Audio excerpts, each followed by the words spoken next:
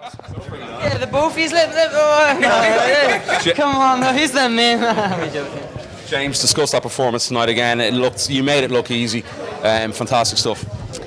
Yes, they're not easy. They're not easy. It's hard work that makes it look easy, but it's far from easy. It's hours and hours every day of learning the craft of fighting, and that's what paid off. It's far from easy in there. He's a tough kid, and fair play to him for stepping in.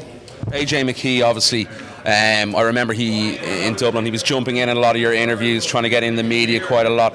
I could tell by your actions and stuff, you looked a little bit frustrated, irritated by what he was doing. You've had a little bit of back and forth on Twitter. You've called him out there. That's a fight that's obviously going to happen. Yeah, but he came up to me and says he wants no beef because I told him in my gym that he's fucking next. And he walks up to me and goes, "Here, James, I don't want no beef. Let's be cool." Is all. I told Anthony to stop all that in your gym, and he told Anthony to apologise to me, which he did. And I was like, fair play to you. Do you know what I mean? And I was like, I'll be friendly with someone who's friendly to me, but we are not friends. I'll be friendly to everyone here, but let's make no mistake about it. It takes a lot of work to be my friend, and that's the way I've always been. And so he was trying to be my friend, and then he knocked into my hotel room straight after the press conference, and he started telling me about Anthony's game plans. Oh, he's going to keep you to the left, throw the jab, bang a left hook, and then try for the overhand right. And I was looking at him, and I was like, oh my God, this fella's an absolute pussy. He's like meant to be in his corner. That's his boy, do you know what I mean? Like, that's his boy. If I'm cornering one of my teammates, they're my friends. Yeah. Do you know what I mean? I've got their back to the end. And he started telling me all this, and then within the same thing, and then he'd said this here, and then he goes to me, "Do you train with Conor McGregor?" I was all, "Yeah, I do." And he was all, "I would fuck that guy up." And I said to him, "No, you wouldn't. He'd knock you out within about 10 seconds. And he looked at me, and he was like, fuck. I just knew in his mind, the way he looked at me, he was like, fuck, this guy's real. Like, he's not... He was expecting me to bitch out and be like, do you know what I mean? I was like, fuck off. He's not my friend, do you know what I mean? This is my team you're talking about. Don't ever talk about my team like that. Say what you want about me, but don't talk about my team or my friends or my family like that. Do you know what I mean? And that's when he knew he fucked up. Was there nearly an altercation there? No, there wasn't no altercation, but he knew in his mind. He was like, fuck, and then he just changed the subject and started being friendly, and then he was like, oh, sure, we'll go out and celebrate after your fight. And I was like, no, I'm going to chill with my family and the people that helped me got here, and you're not one of them guys. Now, like, I'll be friendly with you, but see you later. Do you know what I mean? And that was it. And then he hopped on a plane, and then he was like, sign the contract. And then I'm sitting here going, I'm just after signing a contract to fight in Belfast, which Bellator sent me. They did not send me one for him. Now, if he wants me to sign a contract, tell Bellator to send me the contract and I'll sign it. But don't be saying sign the contract when there is no contract there. Like, that's the most stupidest thing I've ever heard in my life. Like, do you know what I mean? That's like saying kick that football there when there is no fucking football there. Do you know what I mean? If you want me to fucking kick the football, then put the football there and I'll kick the thing. And that's what I'm telling him to do. Like, tell Bellator to send me the contract and I'll fight him. I don't care who I fight, and that's the way I've always been. If put whoever in front of me and I'll walk out and fight him, but he's an easy fight. I want it. Do you think Bellator will make that happen though? Because you're obviously both similar age, you're both unbeaten. I hope so, but I feel like they'll protect him. James, is that your best performance in the pros? Yeah, definitely. It's a lot of hard work, and I feel like I'm becoming a man.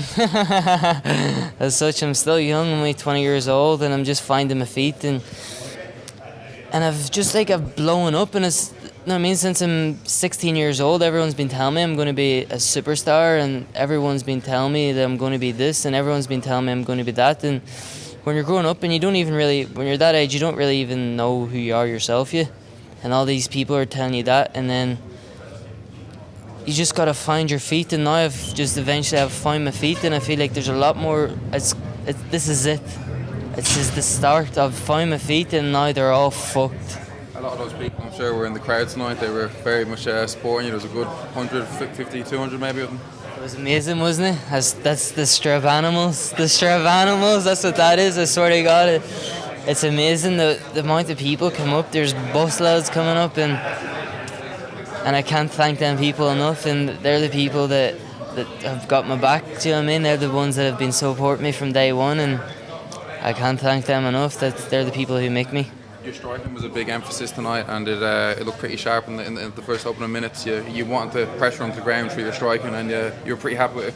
Yeah, delighted. I've been doing a lot of work and with my coach Owen Roddy on my striking, and it's like before I would have been like not committing on the shots or something, but now I'm like committing on the shots, nearly hoping that they clinch, and I'm like, if I commit on the shots so much that I do get caught in the clinch, and then they just made my job easy. So that's why I jumped with a flying knee. I was like, if he clinches me, happy days. I'm just going to take him down and triangle him, do you know what I mean? And that's the way it is. So I'm happy. There's a lot to work on though, and I'm looking forward to getting back to the gym. And it's nearly like I find it's like from the last one, it's like a task for me to see how much I can evolve from then until the next fight.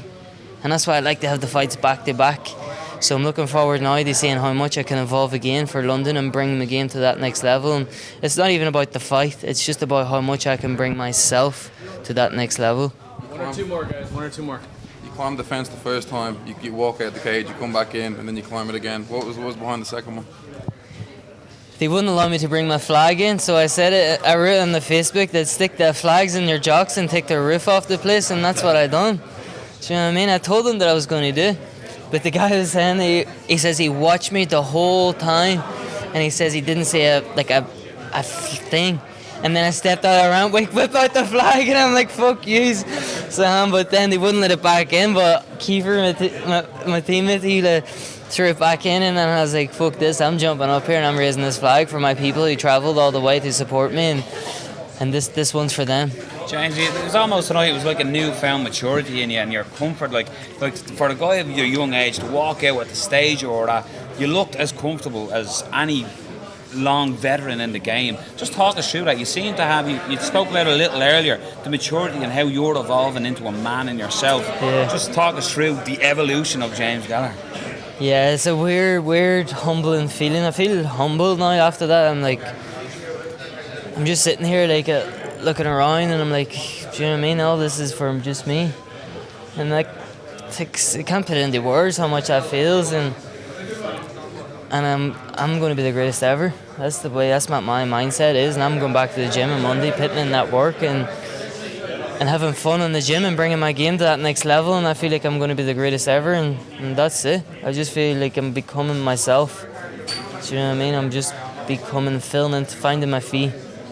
And I found out who I really am, and I'm putting it out there and showing the world who James Gallagher is. AJ McKee, London going to happen, and any final words for him? Yeah, I want that. I'm showing up in London. Tell him to stop being a pussy and get the fuck over here and let me strangle him. Appreciate the time, mate. Thank you very much.